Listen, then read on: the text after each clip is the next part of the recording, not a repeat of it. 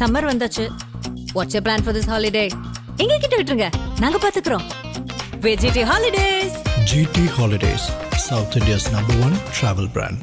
அடகில் இருக்கும் தங்க நகைகளை மீட்டு 10 நிமிடங்களில் பிரைம் கோல்ட் ஹப் மூலம் அதிக விலைக்கு விற்க 7997990028 தொடர்பு கொள்ளவும்.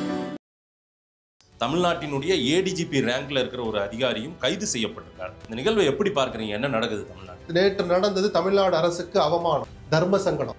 அவர் நிர்வாகத்தின் கீழ் இருக்கிற ஒரு உயர் அதிகாரியை பத்தி அவருடைய ஆர்கானாக, அந்த அரசின் ஆர்கானாக இருக்கிற ஏபிபியை ஆதாரங்கள் அடுக்கிறார். அவர் எப்படியாவது உள்ள போடுங்கிறார். அவர் குற்றம் செஞ்சிருக்கிறார், முகாந்திரம் இருக்குன்னு சொல்றார். நடந்ததான் சொல்றாரு. திராவிட மாடல் அரசுக்கு பெருமையா நேற்று நடந்த காட்சிகள்? ஏதோ ஒரு சிறுவன் கடத்தப்பட்ட வழக்குன்னு தனியா பார்க்காதீங்க.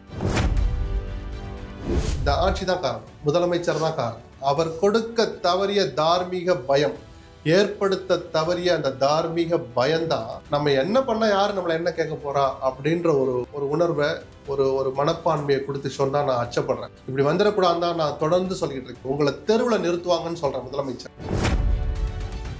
4 வருஷமா இந்த என்ன கதியில நடக்குதுன்னு நம்ம சொல்லிக்கிட்டு தான் இருக்கிறோம். முதலமைச்சர்கள் எல்லாம் தெரியும். பேர்களை நீங்க சொல்லுவீங்க, நான் சொல்ல மாட்டேன். நம்ம 2 பேரோட முதலமைச்சர்கள் எல்லாம் தெரியும். கட்சி நிதி வசூலிக்கிற விவகாரத்தில் இந்த அரசு ஆபத்தான வேகத்தை, ஆபத்தான ஸ்டைல காட்டுதுன்னு நான் குறைஞ்சது 3 வருஷமா சொல்லிட்டு இருக்கேன்.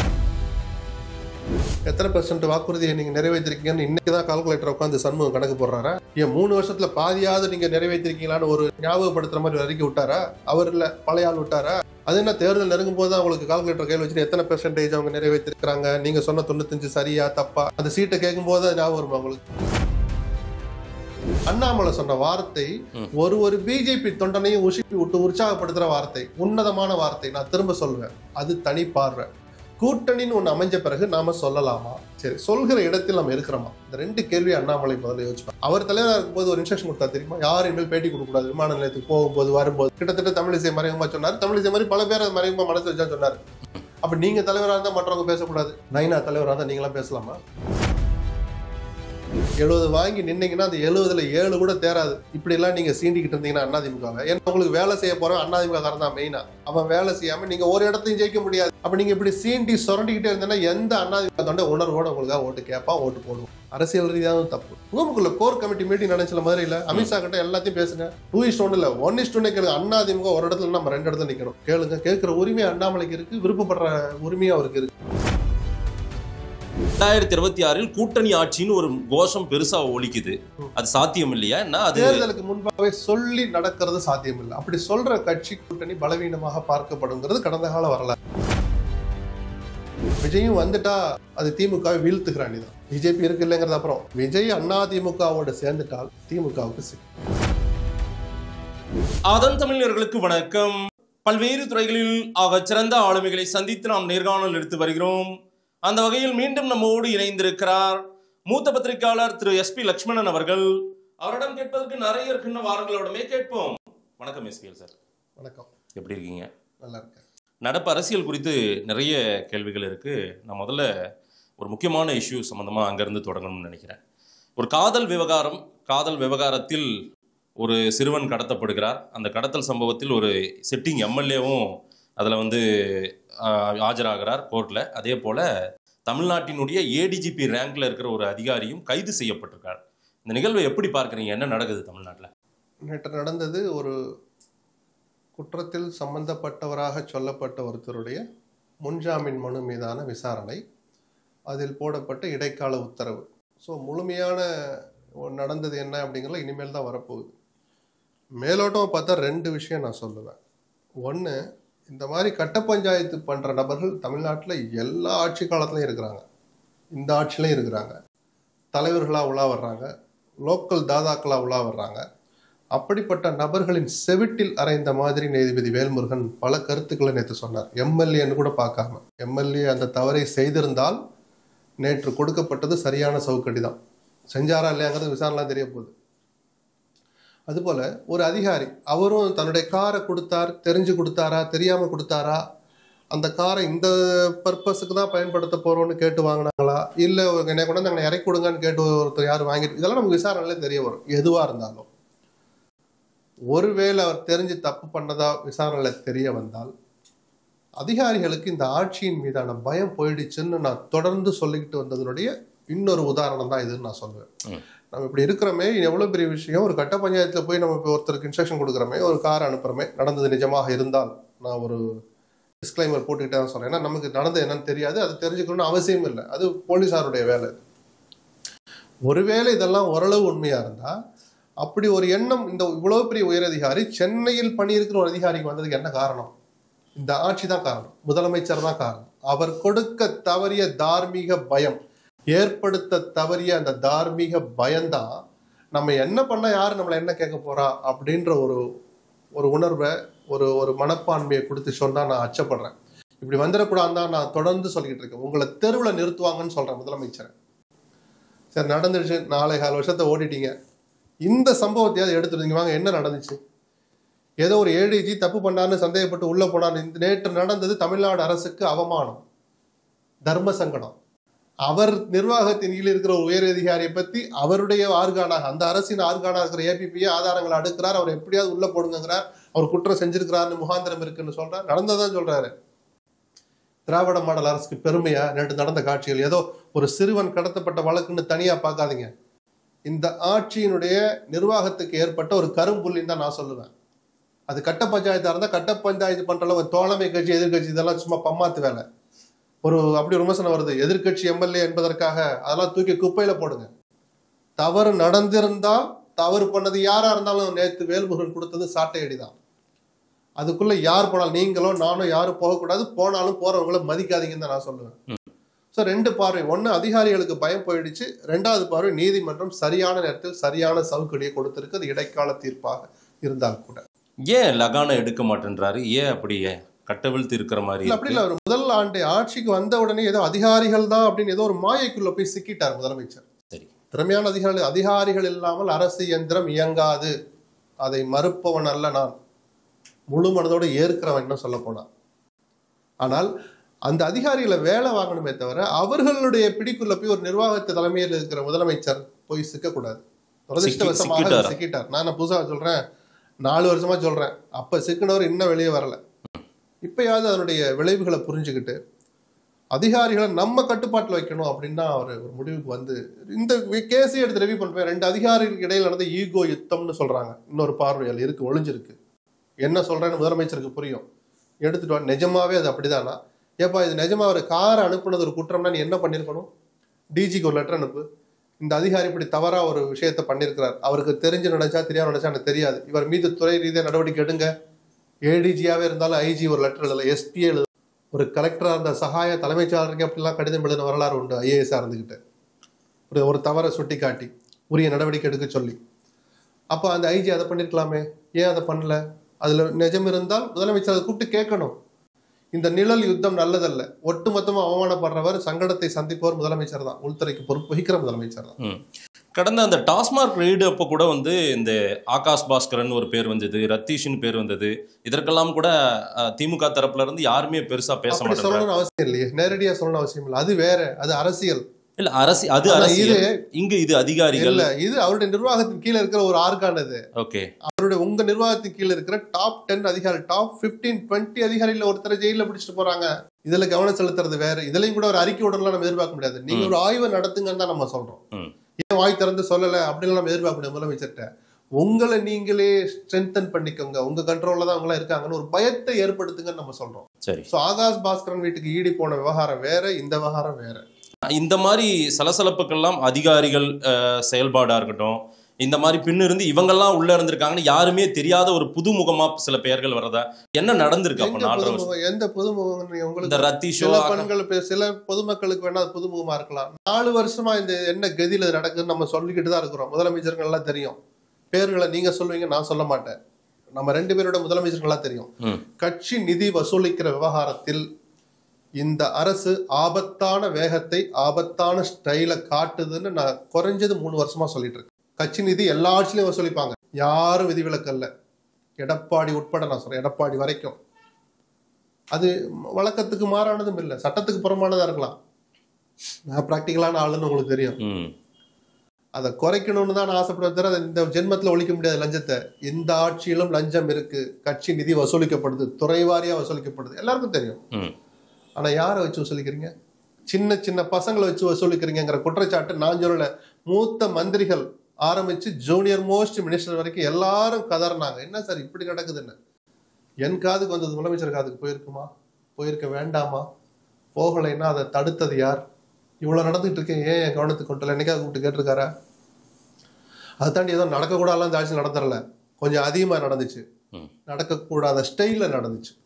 பாத்தீங்களா, ஸ்டாலின் ஆட்சி ஊழல் ஆட்சி சொல்ற தகுதி இங்க யாருக்கும் கிடையாது. மணல்ல காசு வாங்காத கட்சி ஏதாவது ஒரு கட்சி சொல்லுங்க, பிஜேபி உட்பட. சொல்ல புரியுதுங்களா? சோ குறைங்க, ஸ்டைல குறைங்க.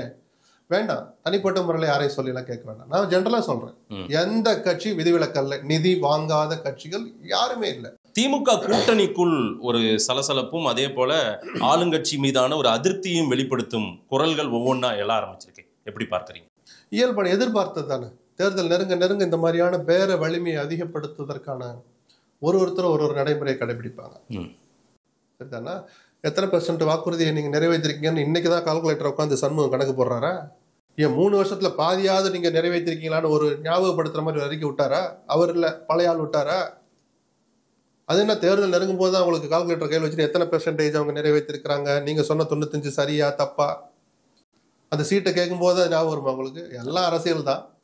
ஆனாலும் எதிர்கட்சி வேலையை அவங்க செய்யறாங்க தான் நான் எடுத்து. மாதம் திருமாவளவன் கூட எங்களுக்கு கூட்டணி ஆட்சிங்கிறது எங்களுடைய கனவு தான், இன்னைக்கு இருக்கு. பட் அதுக்கான காலம் கனியலைங்கிறார். ஏன் நாங்க ஆகக்கூடாதான்னு கேட்கிறேன். நியாயமான விமர்சனம் அது. திமுக மட்டும் அது நடக்கல. இங்க என்ன வாழுது?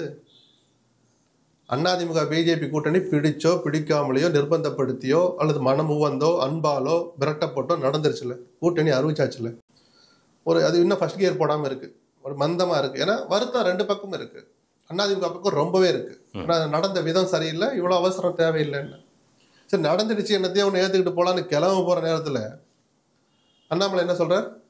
பாஜக நாளை இந்த அரசு அமைந்தால் வெற்றி பெறுவோம், ஆட்சி அமைப்போம். அந்த ஆட்சி நான் அதிமுக பிஜேபி கூட்டணி ஆட்சி என்று சொல்ல மாட்டேன், பிஜேபி ஆட்சி என்று தான் சொல்லுவேன். அப்ப அதிமுக நாக்கு ஒழிக்கிறக்கா இருக்குன்னு ஒரு தொண்டை கேட்பானா? கேட்க மாட்டானா? கடுமையான வார்த்தையா இருக்கலாம். நான் கிராமத்து பாஷையில அந்த தொண்டனுடைய உணர்வோட பேசுறேன் நான். ஆனால் அண்ணாமலை சொன்ன வார்த்தை ஒரு பிஜேபி தொண்டனையும் உசுப்பி விட்டு உற்சாகப்படுத்துற வார்த்தை, உன்னதமான வார்த்தை. நான் திரும்ப சொல்லுவேன், அது தனி பார்வை. கூட்டணின்னு ஒண்ணு அமைஞ்ச பிறகு நாம சொல்லலாமா? சரி, சொல்கிற இடத்தில் நம்ம இருக்கிறோமா? இந்த 2 கேள்வி அண்ணாமலை முதல்ல யோசிச்சு பார்க்கணும். அவர் தலைவராக இருக்கும்போது ஒரு இன்ஸ்ட்ரக்ஷன் கொடுத்தா தெரியுமா? யாரும் இனிமேல் பேட்டி கொடுக்க கூடாது விமான நிலையத்துக்கு போகும்போது வரும்போதுன்னு. கிட்டத்தட்ட தமிழிசை மறைமுகமா சொன்னார். தமிழிசை மாதிரி பல பேர் மறைமுகமா மனசு வச்சா சொன்னார். அப்ப நீங்க தலைவராக இருந்தா மற்றவங்க பேசக்கூடாது, நைனா தலைவராக இருந்தா நீங்களாம் பேசலாமா? சரி, பேசலாம். கட்சிக்காரர்களுக்கு உற்சாகம் தர்ற மாதிரி கூட்டணி அமைச்சிருக்கு. அமித்ஷா தன்னுடைய ராஜதந்திரத்தால் இப்படி ஒரு கூட்டணி அமைச்சிருக்கிறார், இந்த கூட்டணி வெற்றி பெறும், திமுக வீட்டுக்கு அனுப்பப்படும், இப்படிலாம் பேசலாம். அந்த கூட்டணி குளத்துல கல் எறிகிற மாதிரி பேசலாமா? அப்படி கல்லுதான் எறிகிறாரா? என்ன பாறாங்கலை தூக்கி போட்டா தண்ணி பளிச்சுன்னு எடப்பாடி மூஞ்சில போய் அடிச்சிருக்கும் நேரம் ஏன் மௌனமா இருக்கிறார்? அதிமுக 2 இடங்களில் போட்டியிட்டால் பிஜேபி ஒரு இடத்தில் போடும். மோடிக்கு கடிதம் எழுதவோ தனிப்பட்ட முறையில் அவரை போய் பார்த்து மன்றாடவோ காலை பிடித்து கேட்க கூட அண்ணாமலைக்கு உரிமை இருக்கு, யாருமே மறுக்கல. ஆனால் பொது வழியில நீங்க அதை சொல்லலாமா? சொல்லுங்க சார், யார் பேசணும்? அதை அமித்ஷாவும் எடப்பாடியும் பேசணும். அமித்ஷா சொல்லி நயினாரும் எடப்பாடியும் பேசணும். அவங்க பேசி நம்பரை முடிவு பண்ற இடத்துல, கேட்கிற இடத்துல பிஜேபி இருக்கலாம், முடிவு பண்ற இடத்துல இன்னைக்கு எடப்பாடி தான் இருக்கிறார், இருக்கணும். அதை நான் மறுக்கவே மாட்டேன். அதிமுக தான் பெரிய கட்சி, பலவீனப்பட்டு போயிருக்கலாம். நீங்கெல்லாம் எள்ளி நகையாடுகிற அளவுக்கு, நினைச்சலாம் கல்லெறிகிற அளவுக்கு எல்லாம் இன்னும் அதிமுக பலவீனப்படல. இல்ல, நயினார் சரியா அணுகிற மாதிரி தெரியுது. போராட்டங்கள்லாம் அந்தந்த மாவட்ட முக்கிய தலைவர்கள், முன்னாள் அமைச்சர் பெருமக்களை சந்திக்கிறார், அந்த நிகழ்வெல்லாம் நடக்குது. தமிழிசை சவுந்தரராஜனும் அண்ணாமலை பேசி ஒரு 10 நிகழ்வு அப்படி நடந்தா ஒரே ஒரு கல்லெடு தெரிஞ்சு காலி பண்ணிட்டு போயிறாரு அண்ணாமலை. நேற்று நடந்தது, நான் திருப்பி சொல்றேன். அவருக்கு அந்த எண்ணப்பாடு என்ன தெரியல. அவரப்போ 2 விஷயம் புரியுது. ஒண்ணு, பிஜேபி மீதான தன்னுடைய விசுவாசம், அந்த பிடிப்பு காட்டுறாரு. இன்னொரு பக்கம் எடப்பாடி மீதான வெறுப்பு அவருக்கு இன்னும் குறையலன்னு நான் எடுத்துக்க முடியுது. அது அப்படிதான் நான் பாக்குறேன். இது எந்த வகையிலையும் அதிமுகவுக்கு நல்லதல்ல. இவரு 1/3 பங்கு இடம் எனக்கு வேணும்னு கேட்கிறாருல, கிட்டத்தட்ட 70 இடம் கேட்கிறாருன்னு வச்சுப்போம். 70 வாங்கி நின்னீங்கன்னா அந்த 70ல் 7 கூட தேராது. இப்படி எல்லாம் நீங்க சீண்டிக்கிட்டு இருந்தீங்கன்னா அதிமுக, ஏன்னா உங்களுக்கு வேலை செய்ய போறோம் அதிமுக காரன் தான் மெயினா. அவன் வேலை செய்யாம நீங்க ஒரு இடத்தையும் ஜெயிக்க முடியாது. அப்ப நீங்க இப்படி சீண்டி சுரண்டிக்கிட்டே இருந்தீங்கன்னா எந்த அதிமுக தொண்டை உணர்வோட உங்களுக்காக ஓட்டு கேட்பான், ஓட்டு போடுவான். அரசியல் ரீதியாகவும் தப்பு. உங்களுக்குள்ள கோர் கமிட்டி மீட்டிங் நினைச்சல மாதிரி இல்ல. அமித்ஷா கிட்ட எல்லாத்தையும் பேசுங்க, 2:1 இல்லை 1:1 கேளுங்க. அதிமுக ஒரு இடத்துல நம்ம 2 இடத்துல நிற்கணும். கேளுங்க, கேட்குற உரிமை அண்ணாமலைக்கு இருக்கு, விருப்பப்படுற உரிமையும் அவருக்கு இருக்கு. அது நடக்குமா, சாத்தியமா, வேற யாரெல்லாம் வர்றா, நீ உனக்கே 70 கொடுத்தா பாமக எண்ணத்தை கொடுப்ப அப்படின்னு எடப்பாடி கேட்பாரு. இதெல்லாம் பதில் உட்காந்து பேசுற வேலை தனி அறையில் நடக்க வேண்டியது. இறுதி முடிவை எடுக்க வேண்டியவர் எடப்பாடி தான். உங்களுக்கு எடப்பாடி பிடிக்குதோ பிடிக்கல, உண்மை அதுதான். அந்த மரியாதையை எடப்பாடிட்டு தட்டி பறிக்கிற போது அவரை பிடிக்குதோ பிடிக்கலையோ அதிமுக தொண்டை ஒருத்த கூட ரசிக்க மாட்டோம். நம்ம தலைவரை இப்படி லெப்ட்ல ரைட்ல வச்சு விளையாடுறாங்களேன்னு தான் ஒரு வேதனையோட பேசுவோம். அதைத்தான் நான் சுட்டி காட்டினே தவிர. நீங்க ஏடிஎம்கே பிஜேபி அலைன்ஸ்குள்ள நடக்கக்கூடிய இந்த சண்டைகளை சொல்றீங்க, அங்கேயும் இந்த சலசலப்புல தான் என்னுடைய கேள்வி தொடங்குது. ஆனா அங்க அவ்வளவு பெருசு இல்லைன்றீங்களா? அங்க என்ன நாள் இருக்கு, அந்த நெருங்கி ஜனவரியில வெடிக்கு பாருங்க, வெடிக்கும். கண்டிப்பா சார். நீங்க அரசியல்ல எல்லாமே நடக்கும் சார். இல்ல அவங்க இப்போதைக்கு சொல்லட்டுமா, நான் இதை மட்டும் தான் சொன்னேன், ஏதோ இங்க சொல்றேன் அங்க சொல்றேன்னு பார்க்க. அரசியல் அதுதான் சார். எல்லாருமே நேற்று அன்புமணி பேசின பேச்ச படிச்சீங்களா? பார்த்தேன். பாமகக்கு இப்போ நீங்களும் ஒரு பத்திரிகையாளர் தான் அரசியல் கவனிச்சிட்டு இருக்கு. என்ன வாய்ப்பு இருக்கு? பாமக திமுக போனா திமுக பக்கம் போக வாய்ப்பு இருக்கா, அதிமுக போக வாய்ப்பு இருக்கா? திமுக பக்கம் இல்ல. எது வாய்ப்பு அதிகம்? ஏடிஎம்கே சைடு போக வாய்ப்பு இருக்கு. அப்போ அன்புமணி நேற்று சொன்ன வார்த்தை என்ன? 4 அல்லது 5 அமைச்சர் பதவிகளை நான் பெறணும் அப்படின்னு என்ன அர்த்தம் சார்? அர்த்தம் என்ன சார்? கூட்டணி ஆட்சி, நான் கூட்டணிக்கு வந்தா யாரோட வந்தாலும் உங்க கூட வர வாய்ப்பு இருக்கு, நீ எனக்கு 5 மந்திரி பதவி தரணுங்கிற வார்த்தையில பப்ளிக்கா போட்டு பேசுறாரு. கிருஷ்ணசாமி ஏற்கனவே அதிமுக இருந்தவர். ஆமா, கூட்டணி ஆட்சியில பங்கு தரவங்களோட தான் எங்க கட்சி சேரும்னு சொல்லியிருக்கிறாரு. ஆமா. ஓ, இதெல்லாம் ஏதோ இங்க குழப்பம் இல்லையா சார்? இங்க நான் ஒப்பீட்டுக்கு சொல்லல, எல்லாருக்குமே ஆசை இருக்கும். 2 பேருக்குமே அது சவாலான காரியம் தான். விஜயை தவிர வேற யாருமே அதை இப்படி ஃப்ரீயா சொல்லிட முடியாது, வாங்க ஆட்சியில பங்கு தர்றேன்னு. விஜய் அள்ளி விடலாம், ஏன்னா அவர் இழப்பதற்கு எதுவும் இல்லை. ஏன் வாய்ப்பு இல்லையா? 2026 இழப்பதற்கு எதுவும் இல்லைன்னு சொன்னேன். அவருக்கு வாய்ப்பு இல்லை நான் சொல்லல. நான் பொதுவாவே கேட்கிறேன். எல்லாரும் 2026 கூட்டணி ஆட்சின்னு ஒரு கோஷம் பெருசா ஒலிக்குது, அது சாத்தியம் இல்லையா? என்ன அது தேர்தலுக்கு முன்பாகவே சொல்லி நடக்கிறது சாத்தியம் இல்லை. அப்படி சொல்ற கட்சி கூட்டணி பலவீனமாக பார்க்கப்படுங்கிறது கடந்த கால வரலாறு. அதனாலதான் 2 பேருமே சவாலான காரியம் சொன்னேன். யாருக்கு? ஸ்டாலினுக்கும் சவால் தான். அதை இருங்கப்பா பேசிக்கலாம், சூழல் வந்தா நான் வேற எங்க போறேன், நான் 90 இடம் தான் ஜெயிச்சிருக்கேன், கலைஞர் மாதிரி வருதுன்னு வச்சுப்போம் பேச்சுக்கு. சரி, கூட்டணி ஆட்சிங்கிறது தவிர்க்கவே முடியாது. இவர் கொடுக்கணும் இல்லை, வேற வழி இல்லை. இது எடப்பாடிக்கும் பொருந்தும். அதனால அது முன்னாடி ஒத்துக்கிட்டு கையெழுத்து போடு அப்படின்லாம் கேட்பாங்க. அதை போடாமல் எப்படி தவிர்ப்பது, அதுலதான் எடப்பாடியினுடைய தலைமை பண்பும் ஸ்டாலினுடைய தலைமை பண்பும் இருக்குன்னு சொல்றேன். ஸ்டாலின் அதையெல்லாம் தாண்டி வந்தாரு. இப்ப இன்னும் கொஞ்சம் கூடுதலா ஒழிக்கும். மார்க்சிஸ்டோட வேகத்தை பார்த்தா இன்னும் கொஞ்சம் திமிரிக்கிட்டு தான் நிற்பாங்க. அதையெல்லாம் அடக்கிற ஒரு என்ன சொல்றது, அந்த பண்பை ஸ்டாலின் தான் இனிமேல் காட்டணும். அந்த சீட் ஷேரிங்ல சமாளிச்சிருவாங்களா கடந்த காலங்கள்ல? ஏன் சார் சமாளிக்க பாத்தீங்களா? நீங்க எழுதி வச்சுங்க சார், ஸ்டாலினால சமாளிக்க முடியாது சார் அப்படின்னு சொல்லணும்னு எதிர்பார்க்குறீங்களா? சமாளிக்கிறாரான்னு பாப்போம்னு சொல்லிட்டு கடந்து வருவோம் சார். நம்ம என்ன தீர்ப்பு சொல்றதுக்கு நம்ம நாட்டாமையா? ஸ்டாலின் அதெல்லாம் பண்ணீங்க வேணா பாருங்க, வெடிச்சு வெளியே வந்து சரி. அது மாதிரி எடப்பாடி கிட்ட கேட்பீங்களா? எடப்பாடி எல்லாம் சமாளிப்பாரு. எடப்பாடியை நம்பி பாமக வரும்னு நினைக்கிறீங்களா? கேட்பீங்களா? கேட்காதீங்கன்னு தான் நான் சொல்லுவேன். வரட்டும் சார், வேற ஆப்ஷன் என்ன? திமுக பக்கம் போறதுக்கு இட நெருக்கடி இருக்கு, பெரிய கொள்கை தடையெல்லாம் ஒன்றும் கிடையாது பாமகவுக்கு. எடப்பாடி பக்கம் போக வாய்ப்பு இருக்கு சார். போனா எப்படி சார் சீட்டு கொடுத்துருவாங்களா சார்? அவங்க கேட்கறத எடப்பாடி சமாளிச்சுருவாரா? அந்த பக்கம் கேட்க 1000 கேள்வி இருக்கு. அதையும் தான் நான் கேட்காதீங்கன்னு சொல்லுவேன். எதை யூகம் பண்ணணுமோ அந்த எல்லை வரைக்கும் தான் யூகம் பண்ணணும். நடக்க பேசுவோம். புதுவரவு தமிழக வெற்றி கழகத்தை வைத்து, விஜயை வைத்து எல்லாருமே ஒரு பார்கெனிங்க தொடங்கியிருக்காங்கன்னு பார்க்க முடியுமா?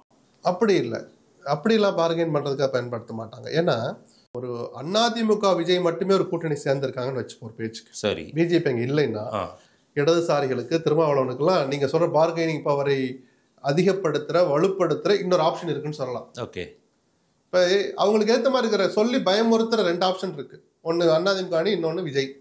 அதிமுக அணியோட பிஜேபி இருக்கு. 2 கட்சியும் போக முடியாது, கொள்கை ரீதியா போக மாட்டாங்கன்னு நம்புறோம். விஜய் இன்னும் நிரூபிக்கப்படல. 10% வாங்குவாருன்னு சொல்றேன். சரி, 10% வாங்கி நம்மளோட ஒரு 5 கொண்டி கொடுத்து 15 வாங்கி என்னதுக்கு ஒரு எம்எல்ஏ கூட ஜெயிக்காம இருக்கிறது தேவைப்படுமா, ஆசைப்படுவாங்களா?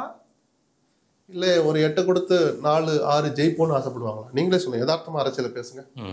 இல்ல அப்போ எதிர்த்த மாதிரி இந்த 2 ஆப்ஷனுமே கொஞ்சம் பலவீனமான ஆப்ஷன் திமுக அணியில் இடம்பெற்றிருக்கிற கட்சிகளுக்கு சொல்லி மிரட்டுவதற்கு. அதனால அதுக்கான வாய்ப்பு குறவுன்னு சொல்றேன். நாங்க வளர்ந்துருக்கிறோம், எங்களுக்கு கொடுங்கன்னு கேட்கலாம்.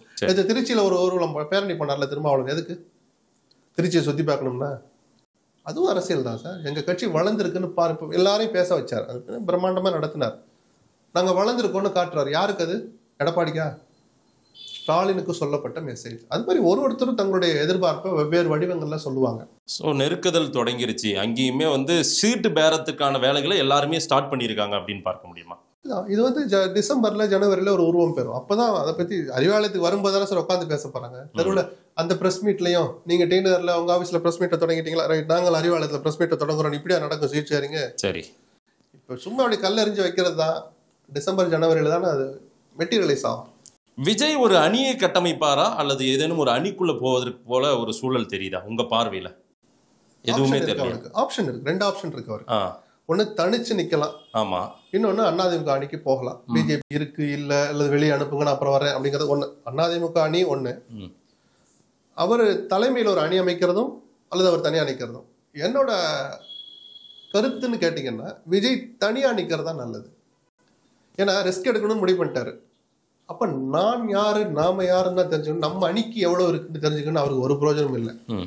தனியாருன்னா நம்மளை எவ்வளவு பேர் ஆதிக்கிறோம்னா அந்த ஓட் பெர்சன்டேஜை ப்ரூவ் பண்ணிக்கலாம், கட்சிக்கு அங்கீகாரம் வாங்கிக்கலாம். அந்த பலன் அட்லீஸ்ட் குறைஞ்சபட்சம் அதுல இருக்கு. சில பல இடங்கள் ஜெயிக்கவும் செய்யலாம். ஒரு பேச்சு நம்ம இல்லைன்னு சொல்லக்கூடாது, அப்படிலாம் சொல்லக்கூடாது. அதிமுக அணிக்கு போறாருன்னா பிஜேபி இருந்தால் ஒரு சங்கடம் இருக்கும், அப்ப இல்லாமல் என்ன பண்றது அப்படின்னு ஒரு ஆப்ஷன் எல்லாம் பின்னாடி நடந்துட்டு இருக்கலாம் பேச்சு. ஏன்னா அதனால இன்னைக்கு வரைக்கும் அதிமுக அவரை எதுவும் பேசிடாதீங்கப்பான்னு தான் எடப்பாடி சொல்லிட்டு இருக்காரு. விஜயை ரொம்ப விமர்சிச்சிடாதீங்க, ஏன்னா நடக்க வாய்ப்பு இருக்கிற ஒரு விஷயம்னு அவங்களும் எதிர்பார்க்கறாங்க. அதிமுக வேற வழி இல்லை, இப்ப இருக்கிற அணி பத்தாது இல்லை.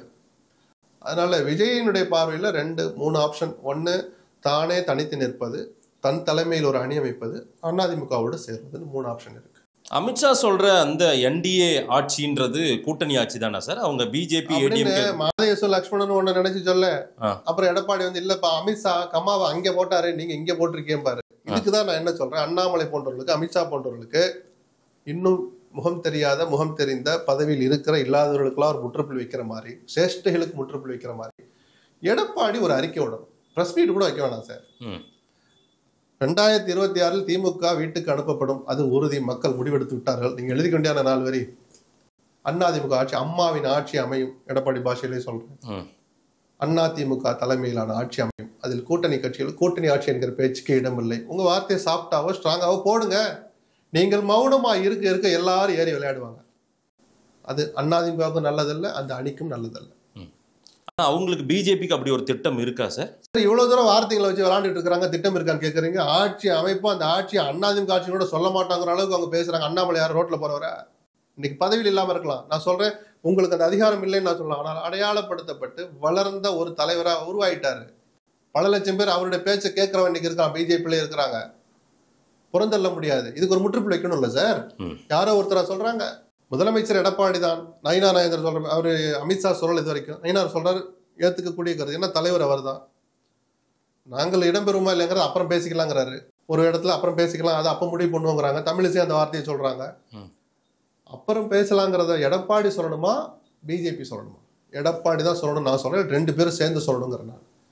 எதுவா இருந்தாலும் இறுதி முடிவு எடப்பாடி இல்லாமல் ஒரு கருத்து வந்தால் அது அங்கீகரிக்கப்பட்ட கருத்து அல்ல. அது இன்னும் சொல்ல போனா அந்த கூட்டணியை பலவீனப்படுத்துகிற கருத்தும் கூட. அதனாலதான் எடப்பாடி பேசணுங்கிற. நீங்க ஏதோ ஸ்ட்ராட்டஜி அல்லது இல்லை அப்புறம் பார்த்துக்கலாம் தள்ள அந்த கூட்டணி பலவீனப்பட்டுக்கிட்டே போகும். அதிமுக தொண்டன் ஒரு துளி கூட ரசிக்க மாட்டான். இல்ல, எடப்பாடியுடைய ட்ராக் ரெக்கார்டு எடுத்து பார்த்தா இந்த மாதிரி எல்லாம் ஐ பிச்சில் பேசினவங்க பலரையும் வந்து எங்க உட்கார வைக்கணுமோ அங்க உட்கார வச்சிருக்காங்க. அப்படி உட்கார வைக்கும் போதெல்லாம் அவர் முதலமைச்சராக இருந்தார் சார், அதை மறந்துடாதீங்க சார். சரி, அப்படி எங்க உட்கார வைக்கணுமோ உட்கார வச்சு, எங்க உட்கார வைக்கணும் அங்க உட்கார வைக்கிற இடத்துக்கு இவர் போய் சிக்கிட்டாரு. கூட்டணி அமைச்ச அந்த சீனை பாத்தீங்களா? எடப்பாடி நக்கல் பண்ணல சார், பிராக்டிக்கலா நீங்களும் யோசிக்கணும்னு சொல்றேன். எங்க உட்கார வைக்கணுமோ உட்கார வச்சதெல்லாம் கடந்த கால வரலாறு. முதலமைச்சர் என்கிற பதவி இருந்துச்சு. இன்னைக்கு வர்றீங்களா இல்லையான்னு மிரட்டின பிறகு போய் கூட்டணிக்கு சரின்னு சொல்றாரு. சரின்னு கூட சொல்ல முடியல, அமைதியா உட்காருக்கிறாரு. அதுதான் கடைசி நிலைமை, இன்னைக்கு இருக்கிற நிலைமை. அப்படி இருக்க கூடாதுங்கிறேன் நான். கூடாதுன்னு நானும் சொல்றேன். தைரியமா பேசுங்க, ஒரு அறிக்கை விடுங்க. அதிமுக தலைமையிலான ஆட்சி தான், அதிமுக ஆட்சி தான் அதுக்கு பேரு. ஏன் சொல்ல மாட்டீங்க? எங்க உட்கார வைக்கணுமா உட்காரலாம் வைக்க வேணாம் சார். முதல்ல என்ன வாயத்தன மியாவுன்னு பேசுங்க சார். பேசுறது கூட அப்புறம் சத்தமாவது வரட்டும் சார். நான் சொல்றது புரியுதா உங்களுக்கு? முதல்ல புரியுதா நான் என்ன எதிர்பார்க்கிறேன்னு? அதிமுகவின் மௌனம் அதிமுகவுக்கு நல்லதல்ல, எடப்பாடி என்கிற தனிநபருக்கும் நல்லதல்ல. அவர் அப்படி லெஃப்ட்ல ரைட்ல வச்சு விளாண்டுட்டு இருக்கிறாங்க, அவர் அமைதியா இருக்கிறார். எனக்கு தான் வேதனையா இருக்கு. ஒரு பத்திரிகையாளரா, இவ்வளவு பெரிய கட்சிக்கு தலைமை வகிக்கிற ஒரு நபரா நான் பார்த்து சொல்றேன். தனிப்பட்ட எடப்பாடி பத்தி நியாயம் கொலை பண்ணும். இந்த பேட்டி அவர் பார்ப்பார், தாராளமாக பார்க்கட்டும். ரைட். நான் சொன்னது தப்புன்னா நான் திருத்திக்கிறேன். ஒரு அண்ணாதிமுக தொண்டோட உணர்வு இதுதான் சார். ஏன் சார் அவர் மௌனமாக இருக்கிறார்? யார் சார் முடிவு பண்ணணும்? இடம் கொடுக்குறோம் கொடுக்கல, இத்தனை இடம் தான் கொடுக்கணும்னு சொல்கிற முடிவு எடுக்கிற அதிகாரம் எடப்பாடிக்கு தான், அண்ணாதிமுகவுக்கு தான். நானும் அதான் ஒத்துக்கிறேன். நான் ஒன்றும் எதிராகலாம் சொல்லலை, நடைமுறை அரசியலை சொல்கிறேன். நான் நாங்கள் 15 இடத்தில் போட்டியிட்டே தீர்வோம் அப்படிங்கிறது மார்க்சிஸ்டோடைய ஆசையாக இருக்கலாம். 15 கொடுக்கணுமா வேணாமாங்கிறது ஸ்டாலினுடைய முடிவு சார். வேற யாருக்கு அங்கே அதிகாரம் கிடையாது. கோரிக்கைகளை வைக்கலாம், எல்லாருக்கும் உரிமை இருக்கு. ஆனால் முடிவு எடுக்கிற அதிகாரம் ஒருத்தருக்கு தான் இருக்காங்க. அது இங்கேயும் பொருந்தும். நான் ஒப்பிட்டு தான் சொல்லுவேன். ஏன்னா சார் அங்கே சொன்ன இங்கே கேட்குறீங்கல்ல, அங்கே குழப்பம் இருக்குன்னா இங்கேயும் குழப்பம் இருக்கு. பாட்டாளி மக்கள் கட்சி கூட்டில் இடம் கேட்குது, ராஜ்யசபா சீட் எங்களுக்கு இப்போ தரலைங்கிற கோபத்தில் தேமுதிக இருக்கு. இன்னும் ஒரு கட்சியும் உள்ள வரல. வந்த ஒரு கட்சியும் உங்ககிட்ட வரல, நீங்க தான் அவங்க கிட்ட போய் சிக்குனீங்க. பிஜேபி கிட்ட போய் சிக்குனது அண்ணாதிமுக தானே தவிர அண்ணாதிமுக பிஜேபி வந்து சிக்கலை. ஸோ இன்னும் லிட்டரலாக பார்த்தா எந்த கட்சியும் அண்ணாதிமுக கூட்டணிக்கு வரல. எல்லாரும் ஒன்று சீட்டு அதிகமாக இல்லாட்டி கூட்டணி அமைச்சர்கள் இடம் கட்டிட்டு இருக்கிறாங்க. அதை எப்படி சமாளிக்கணுங்கிற சவால் எடப்பாடிக்கு இருக்கு. அப்போ இவர் இப்பவே ஒரு திட்டவட்டமாக ஒன்று சொல்லிடலாங்கிறாங்க. திருச்சி ஓட்டல்ல திரு நயினார் நாகேந்திரன், திருமாவளவன், வைகை செல்வன் இந்த சந்திப்பு நிகழ்ந்திருக்கு. இதை எப்படி பார்க்கறது? ஒரு துளி கூட அதில் முக்கியத்துவம் இல்லை. ஒரு நாகரிகமான நிகழ்வு, அவ்வளவுதான். அதை தாண்டி அதில் அரசியல் ஒண்ணுமே இல்லை. அந்த ஹோட்டலில் நானும் ஒருவேளை 4 ரூம்ல தங்கி இருந்தால் 3 பேரை நானும் தான் பார்த்துருப்பேன். அதை தாண்டி அதில் ஒன்றும் இல்லை. இது ஒரு அரசியலாலாம் நம்ம பார்க்க முடியாது. ஒரு 4 கால செய்திக்கு யூஸ் ஆயிருக்கும், 2 நிமிஷம் சொல்றதுக்கு டிவிக்கு அது பயன்பட்டு இருக்குமே தவிர என்ன பெரிய சதி ஆலோசனையா இல்லை எதிர்கால திட்டங்களை கூட்டுறதுக்கான என்ன அணி அது? கொஞ்சம் யோசிச்சு பாருங்க. நண்பர்களாக 3 பேர் பார்த்து பேசியிருப்பாங்க, அவ்வளவுதான். அதில் இன்றைய நிலையில எந்த அலைன்ஸ் எதுவும் ஃபார்ம் ஆகல. பட் உங்க பார்வையில திமுக கூட்டணி பலமா இருக்கிற மாதிரி தெரியுதா அல்லது? அப்படி இல்லை. இன்னைக்கு வலுவான திமுக அணி இருக்கு. அதுக்கு சவால் விடுகிற அளவுக்கு இல்லை, அதுக்கு எதிர்த்து நிற்கிற அளவுக்கு கூட இன்னும் அண்ணாதிமுக உருவாக்கல. ஏன்னா இன்னும் பாமகலாம் வந்துடுச்சுன்னா நான் வலுவான அணின்னு சொல்லுவேன். ஜெயிக்கிற அணி இல்லை, வலுவான அணி முதல் ஸ்டெப். அது விஜயும் வந்துட்டா அது திமுகவை வீழ்த்துக்கிற அணி தான். பிஜேபி இருக்கு இல்லைங்கிறது அப்புறம் பேசுவோம். அதை விஜய் அதிமுகவோட சேர்ந்துட்டால் திமுகவுக்கு சிக்கல். இன்னைக்கு இருக்கிற நிலைமைப்படி திமுக தான் வலுவா இருக்குன்னு சொல்ல முடியும். பணபலம், எடப்பாடிக்கிட்டே பணம் இருக்கு, அவர் அதான் நம்பிட்டு இருக்கிறார். ஆனால் அது மட்டுமே போதாது. அண்ணாமலையினுடைய அரசியல் திட்டம் என்னவா இருக்கிறதா நீங்க பார்க்கறீங்க சார்? நம்ம நினைக்கிறதா இருக்கட்டும், அமித்ஷா என்ன நினைச்சிருக்காருன்னு தான் பார்க்கணும். அவங்க என்ன பதவி கொடுக்க போறாங்க? நிஜமாவே முக்கியமான பதவி கொடுக்க போறாங்களா, இல்லை முக்கியமா கொண்டு போய் டெல்லியில உட்கார வச்சு டம்மி பண்றாங்களா, இல்லை கவனிக்க தகுந்த அளவுக்கு நிஜமாகவே ஒரு பொறுப்பை கொடுத்து இந்தியா முழுக்க சுத்தி வர வைக்க போறாங்களா? தெரியாது நமக்கு. நம்ம நினைக்கிறதுல ஒண்ணு இல்லையா. முதல்ல நான் நல்லா ஆடு மாடெல்லாம் இருக்குன்னா, நான் நிம்மதியா இருக்கணும்னு அவரே பேட்டியில சொல்றார். அவருக்கு அதுவே சந்தோஷமா இருக்கிற போது நம்ம யாரு கருத்து சொல்றதுக்கு? விஜயை வைத்து ஏதேனும் ஒரு திட்டம் இருக்குமா சார் 26க்கு? அதாவது விஜய் கட்சி புது வரவுன்ற இருக்காரு, பிளஸ் விஜயை வைத்து ஏதேனும் ஒரு அணி மாதிரி கட்டமைப்பதற்கான வாய்ப்புகளோ ஒரு அணி உருவாகுவோ? அதாவது கடந்த காலங்களில் இந்த விஜயகாந்தை வைத்து ஒரு அணி உருவாக்க, அதான் மக்கள் நல கூட்டணி மாதிரி இன்னைக்கு அதான் விஷயங்களா செய்திகள்லாம் வருது. அதெல்லாம் சூழலும் காலமும் தான் தீர்மானிக்கும். அன்னைக்கு மக்கள் நல கூட்டணி பெரிய கொள்கை கூட்டணியா? ஒருத்தர் முடிவெடுத்தார், விஜயகாந்த் அங்கிட்டு போயிடக்கூடாதுன்னு. ஜெயலலிதா முடிவெடுக்கிறார், அப்படியே அது உருவாகுது. ஒத்த கருத்தெல்லாம் சேர்க்கிறாங்க. என்கிட்ட வரையோ இல்லையோ அங்கிட்டு போயிடாத, அதுதான் தாற்பயம். சூழலை உருவாக்குறாங்க ஜெயலலிதா. காலம் அதை வேற வழி இல்லாம இருக்குது. கூட்டணியில் இடம் கிடைக்காதவங்களும் அங்கிட்டு போய் அதுக்கு வாசன் அப்படிதான் போய் கடைசியா போய் சேர்ந்தார். ஞாபகம் இருக்குன்னு நினைக்கிறவங்களுக்கு. திமுகவோட பேசிட்டே இருந்தார், நான் வரேன்னாரு. காங்கிரஸ் ஒத்துக்கல, கடைசியில் நானும் வரேன்ட்டு அங்கே போய் சேர்ந்து ஏதோ ஒரு சீட்டு வாங்கினார், கொஞ்சம் சீட்டு வாங்கினார் என்னார். சூழல் தான் அதை தீர்மானிக்கும். அதுக்கெல்லாம் கொள்கையும் இல்லை, ஒன்றும் கிடையாது. அதனால அந்த அணிக்கு ஒரு பிரயோஜனமும் கிடையாது. மக்களின் மனநிலை எப்படி இருக்கு, என்ன ஓட்டங்கள் இன்றைய சூழல் தெரியல எனக்கு, நிஜமா தெரியல. இப்போ போய் அப்படிலாம் கணிக்க முடியாது. சர்வே எடுத்துட்டு யாராவது வந்தால் நம்பாதீங்க. எந்த உணர்வையும் மக்கள் உண்மையை வெளியே சொல்றதே இல்லை, மனசுக்குள்ளேயே வச்சிருப்பாங்க. ஆனால் நடக்கிறது எல்லாத்தையும் கவனிச்சுக்கிட்டு இருப்பாங்கிறத நான் நன்றாகவே அறிந்தவன். பல தலைவர்கள் அதை மறந்துடுறாங்க, தெரியும், ஆனால் அப்படி வசதியா மறந்துடுவாங்க. மக்கள் எல்லாத்தையும் பார்த்துக்கிட்டு தான் இருக்கிறாங்க. அதையெல்லாம் மனசுல வச்சுதான் தேர்தல் நாள் அன்னைக்கு முடிவெடுப்பாங்க. குறைஞ்சபட்சம் ஒரு 50% பேர் நம்மளை சுற்றி என்ன நடக்குது, என்ன நடந்துச்சுன்னு யோசிச்சு பார்த்து ஓட்டு போட்டாலே ஆரோக்கியமான ஜனநாயகம் நம்புறவன் நான். ஏன்னா 26 தேர்தல் ஒரு குழப்பமா தான் இருக்கா? எந்த தேர்தலுக்குமே ஒரு முக்கியத்துவம், சிக்னிபிகன்ஸ் இருக்கும். 26ல விஜய்ங்கிற ஃபேக்டர் இருக்குல்ல, அவரு தேர்வாரா மாட்டாரா அப்படின்ற கேள்வி எழுப்புறதா சிக்னிபிகன்ஸ். ஓகே, அப்படி ஒரு கேள்வி கேட்க வச்சுட்டார்ல, அதுதான். அப்போ அது அவரை மையப்படுத்தி ஒரு ஆர்வம் 26 தேர்தலுக்கு இருக்கு, எல்லாருக்குமே இருக்கும். கிரவுண்ட் சர்வே எடுக்கக்கூடிய பலர் இன்னைக்கு விஜய்ன்ற ஒரு ஃபேக்டரை ரொம்ப முக்கியத்துவம் கொடுத்து சொல்றாங்களே, போயிட்டு எடுத்துட்டு சந்தோஷமா இருக்கட்டும், வாழ்த்து சொல்லுவோம்.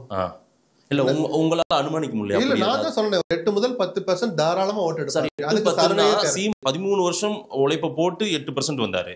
ஆனா நீங்க டைரக்டாவே இப்ப இல்ல, விஜய்க்கு அதுக்கு சீமானுடைய பரவலாக அறியப்பட்ட முகம், ம், அவர் சொன்ன கொள்கை, ம், அவர் அந்த கொள்கையை சொன்ன விதம், இதுதான் அந்த இளைஞர்களை ஈர்த்தது. ம், விஜய்ங்கிறது வேற பிம்பம். அது சீமான்கிற சினிமா பிரபலமா அவரை பார்த்தோம்னா அதை விட பல மடங்கு எங்கேயோ இருக்கிறார்.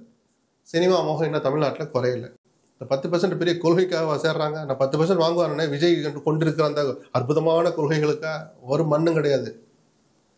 தமிழ்நாட்டுக்கு தீங்கு விளைவிக்க மாட்டாருங்கிற அந்த ஒரு வரி கொள்கை தான் நான் எதிர்பார்க்கறது. யார் வேணாலும் வாங்க, என்னதையும் அதெல்லாம் எலெக்ஷன் கமிஷனில் இப்போ பிரிண்ட் பண்ணி கொடுக்கணும்.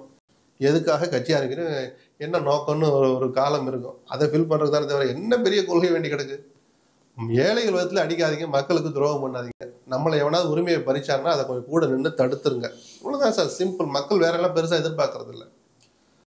ஸோ விஜய் கிட்ட மட்டும் நம்ம ஸ்பெஷலாக எதிர்பார்க்கணும்னு அவசியம் இல்லை. அந்த விஜய் என்கிற மிக பிரபலமான சினிமா பிம்பத்துக்காக தான் அந்த 8% 10% கிடைக்கும்னு நான் சொல்றேன். அதுக்கு சர்வே எல்லாம் அவசியம் இல்லைன்னு சொல்றேன். ராமதாஸ், அன்புமணி ராமதாஸ் அவர்களுடைய அந்த சண்டை பிரச்சனை அது என்ன தீர்வுன்னு உங்க பாக்குறீங்களா? உங்க தீரணும்னு ஆசைப்படுறேன். ரெண்டு பேரையுமே நான் பார்த்துருக்கேன். பத்திரிகையாளராக ஒரு எல்லை வரைக்கும் பழகினதை வச்சும் சொல்கிறேன். பெரியவர்கிட்டலாம் நான் நல்லாவே பழகி இருக்கேன். அந்த கட்சியினுடைய வரலாறை, பாடி லாங்குவேஜை தொடர்ந்து பார்த்துக்கிட்டு வந்திருக்கிறோம். அந்த கட்சி இந்த குழப்பத்துக்கு தங்களை ஆளாக்கி கொண்டது அந்த சமூகத்துக்கு, வன்னிய சமூகத்துக்கும் நல்லதில்லை, தமிழ்நாட்டுக்கும் நல்லதில்லை, அந்த கட்சிக்கும் நல்லதுன்னு நான் தொடர்ந்து சில வாரங்களாக சொல்லிக்கிட்டு இருக்கேன். அந்த கருத்தில் எனக்கு மாற்றம் இல்லை. பட் அன்புமணி நம்ம பொதுவெளியில் மன்னிப்பு கேட்குற அளவுக்கு கொஞ்சம் இறங்கி வந்திருக்கிறார். கூடவே நான் தலைவராக நீங்கள் சொல்வதை செய்ய தயாராக இருக்கேன்னு சொல்லி பிடிவாதத்தை இன்னும் விடலை. அந்த போக்கு கொஞ்சம் மென்மையாக அப்படி வந்துக்கிட்டே இருந்தா, ராமதாஸும் கொஞ்சம் இறங்கி வந்து சூழலை புரிஞ்சுக்கிட்டார். நமக்கும் வயசாயிடுச்சு, என்ன இருந்தாலும் அடுத்து அவன் தானே நடத்த போகிறாங்கிற அந்த யதார்த்தத்துக்கு ராமதாஸும் வந்து, என்ன இருந்தாலும் ராமதாஸை நம்ம அவ்வளோ சீக்கிரத்தில் புறக்கணிச்சிட முடியாது, அப்பாவை அல்லது நிறுவனரை அல்லது தலைவரை அப்படின்ற முடிவுக்கு புள்ளிக்கு அன்புமணியும் வந்தாதான் அந்த 2 பேருக்குமே நல்லது.